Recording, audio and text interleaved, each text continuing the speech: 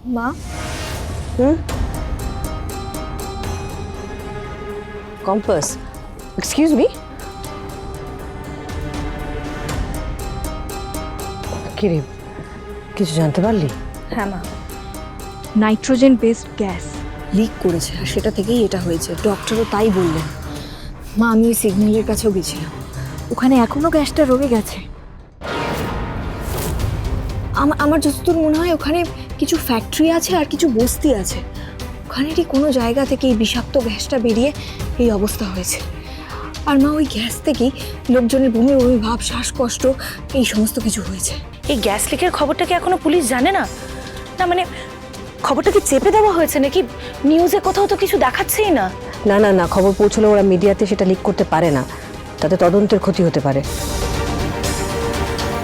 আমাদের স্টুডেন্টরা এখন কেমন আছে কম্পাস?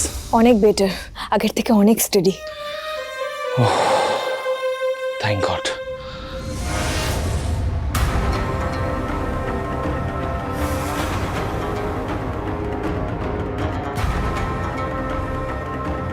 আচ্ছা মা, ট্রাফিক সিগন্যালের কাছে তো এখনো ওই গন্ধটা আছে। মানে যদি আবার জ্যাম লাগে, আবার এরকম অবস্থা হবে। পুলিশের সঙ্গে কথা বলে ওদের সাহায্য নিয়ে ওই সিগন্যালের আশেপাশে অ্যাটলিস্ট হাফ কিলোমিটারের মধ্যে যে কটা কারখানা আছে আমাদের খোঁজ করে দেখতে হবে তাতে কি কি কাজ হয়, এবং তাহলেই আমরা বুঝতে পারবো যে কোন কারখানা থেকে এরকম বিষাক্ত গ্যাস বেরিয়েছে।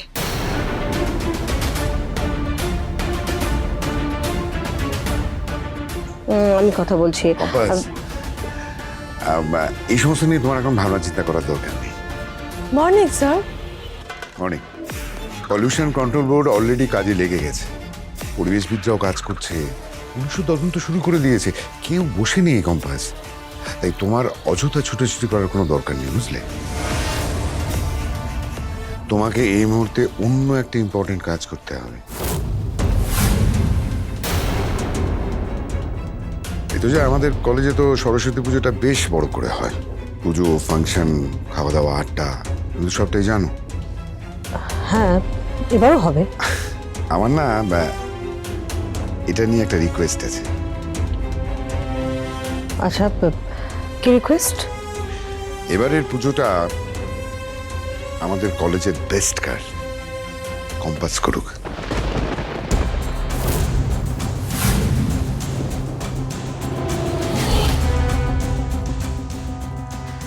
আই মিন, কম্পাসের লিডারশিপে এবার কলেজের পুজোটা হোক, অবশ্য যদি ওর কোনো আপত্তি না থাকে।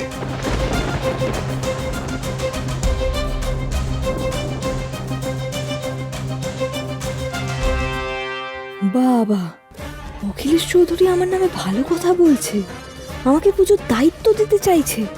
হলোটা কি?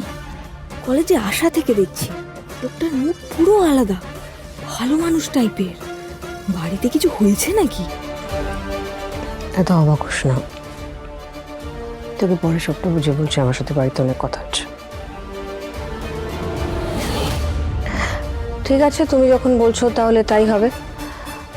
আমাদের কলেজের বেস্ট গার্ল, আমার বৌমা কম্পাস, আমাদের 50 বছরের সরস্বতী পুজোর দায়িত্ব নেবে। আর আমি ওর হয়ে তোমাকে কথা দিচ্ছি যে আমাদের 50 বছর পূর্তির সরস্বতী পুজো বেস্ট হবে।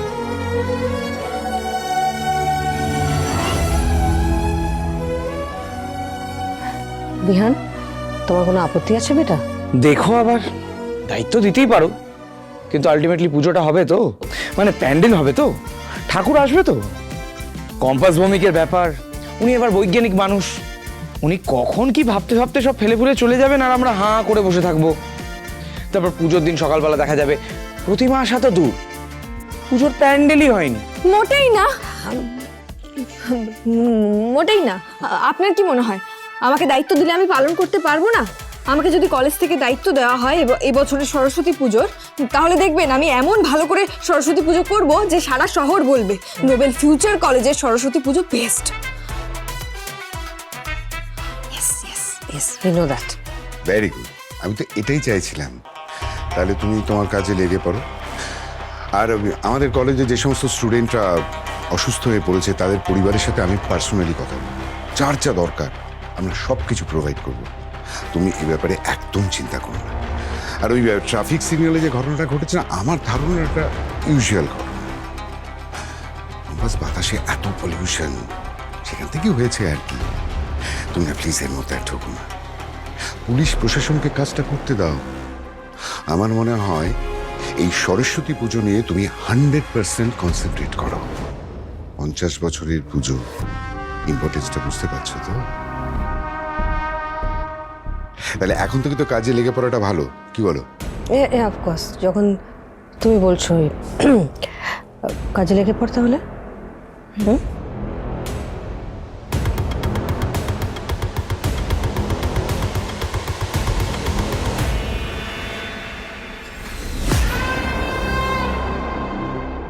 Wow, excellent. অখিলেশ চৌধুরীও পাল্টি খেয়ে গেল, আমাকে পুজোর দায়িত্ব না দিয়ে ওই কম্পাসকে দিল।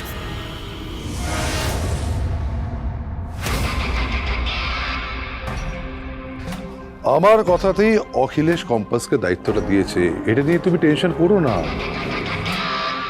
তোমার কথাতে? ইয়েস, বাট ওয়াই দাদু? সবকিছুর পেছনে একটা কারণ থাকে মোনা। শোনো, মুক্তিকে ওই বাড়ি থেকে সরিয়ে দেওয়া হয়েছে, তার পেছনে যেমন একটা কারণ আছে, ঠিক তেমনি অখিলেশ আর ঋতুজাকে এক করার চেষ্টা করার পেছনে একটা কারণ আছে। অখিলেশ আবার ভালো মানুষের রূপ নিয়ে সকলের সাথে যদি মিলেমিশে যেতে না পারে, তাহলে আমরা কম্পাসকে ও বাড়ি থেকে সরাতে পারবো না। কখনো কখনো যুদ্ধে জেতার জন্য দুপা পিছিয়ে আসতে হয় মোনা।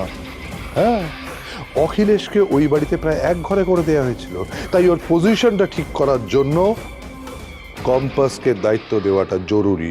আর এর মধ্যে জেলাসির কোনো কারণ নেই, বুঝেছ?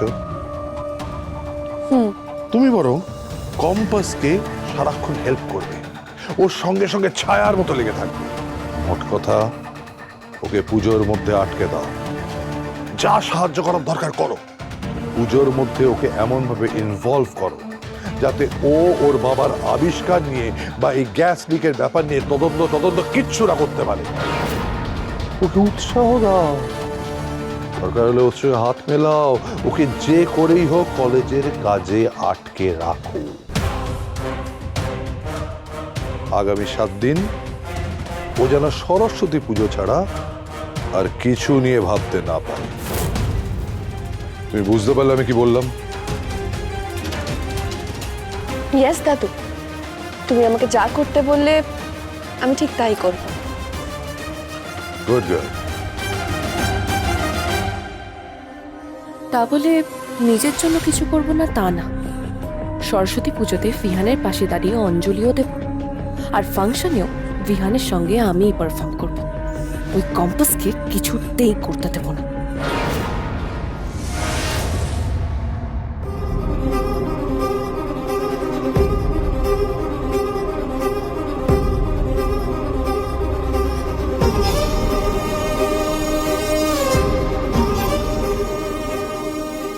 এই অরিন, শোন না। একদম না, কিচ্ছু হাত দেবে না, তুমি চুপ করে দাঁড়িয়ে থাকো, কিচ্ছু হাত দেবে না। না, আমি কইতেছিলাম কি, শেষে তোমার হাত পাত কাইটা কুইটা যাইবো, তুই সেকা খাইবা। শোনো, তুমি এক কাম কর, তুমি বরং মুখে মুখে কও, আমি সব কইরা দিই। না, আচ্ছা বাবুলাল দা, আমি কি কখনো তোমাদের রান্না করে খাওয়াইনি? এরকম কেন করছো বলো তো? না, এইটা করছো, এইটা তো আমি না করতেছি না, কিন্তু সেটা তো বহু যুগ আগে করছো কিনা এই লেগেই কইতেছি। আমার সব মনে আছে জেঠুমনি, সব মনে আছে। জেঠুমনি তো আমাদের কত রকমের পাস্তা করে খাওয়াতো। শুধু একটা, অনেক রকমের পাস্তা করে খাওয়াতে বলতেছি তুমি। হ্যাঁ, কিন্তু আমার ফেভারিট ওই হোয়াইট সস পাস্তাটা। উফ, কি দারুণ! ঠিক বলেছিস। আজকেও তো দেখে মনে হচ্ছে জেঠুমনি ফাটাফাটি কিছু একটা বানাচ্ছ, তাই না? বাবুলাল দা, এখানে দাঁড়িয়ে থেকো না, আমি তোমায় যেতে বলেছি। যাও যাও বলছি, যাও যাও, ওদিকে যাও, ঠিক আছে, ঠিক আছে, ওদিকে যাও। ঠিক আছে, দেখে শুনে করো। রুদ্র, আমাকে একটা চিমটি কাটো তো।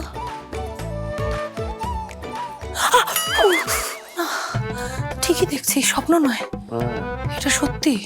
সেটাই তো। তোমার বাবা রান্না করছে রুদ্র।